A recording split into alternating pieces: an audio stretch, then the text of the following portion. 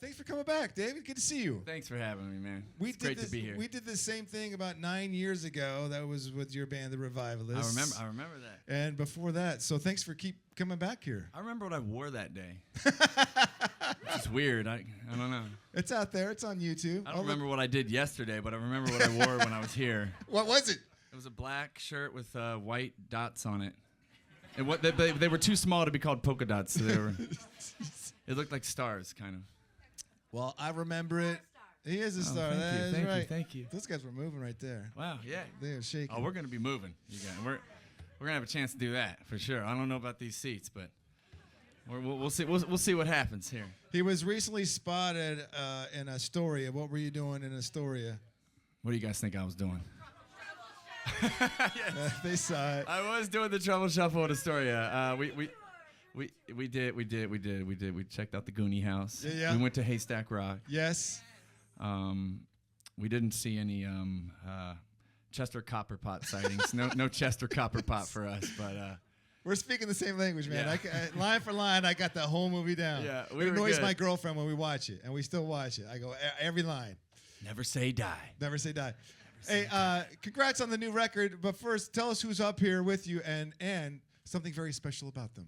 What's your favorite thing about that person? Wow, okay. I know, on the spot. So I'm going to start with Andrew Yanofsky. Yes. Plays the keys, plays the piano. This guy has an encyclopedic knowledge of music, and he's just an incredible friend, a very thoughtful person. He's thoughtful, yes. Yeah. That is correct.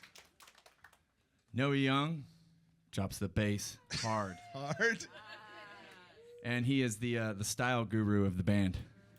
Yeah. He keeps us on point. We got PJ back here. What's up, PJ? Most of y'all know him. Biggest heart and best smile in the business right there. And he plays the drums pretty good too. And John Mises right here.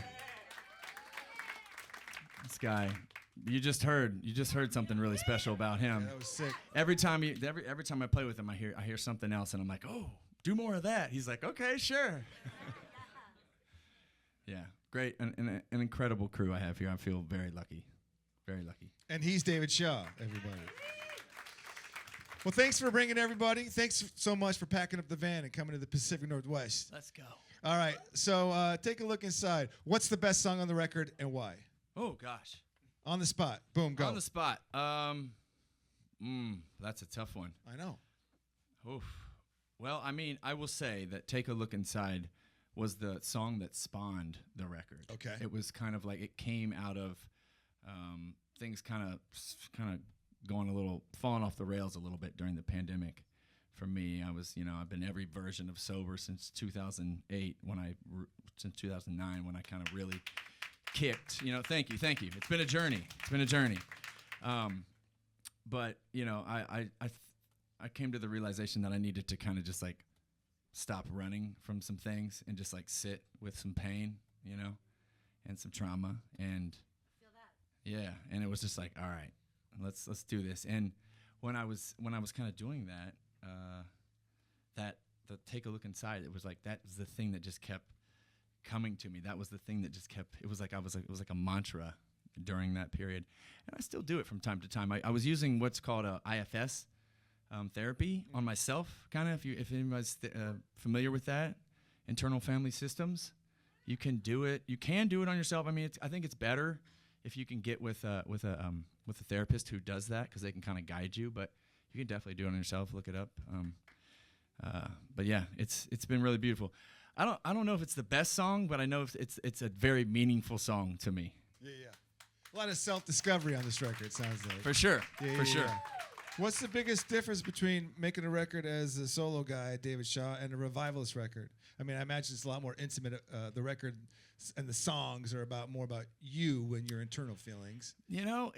It's interesting because I'm still kind of figuring that out. But I'll say the biggest difference is that every single decision, is basically, it's like at the end of the day, it's on me. I mean, with a band, It's not that way, Right. So it's been, and I'm honestly historically not really like I don't I don't want to be like this like authoritarian type leader, you know? So like I really want to be collaborative. Yeah, that's the word. And so both projects are very collaborative, honestly.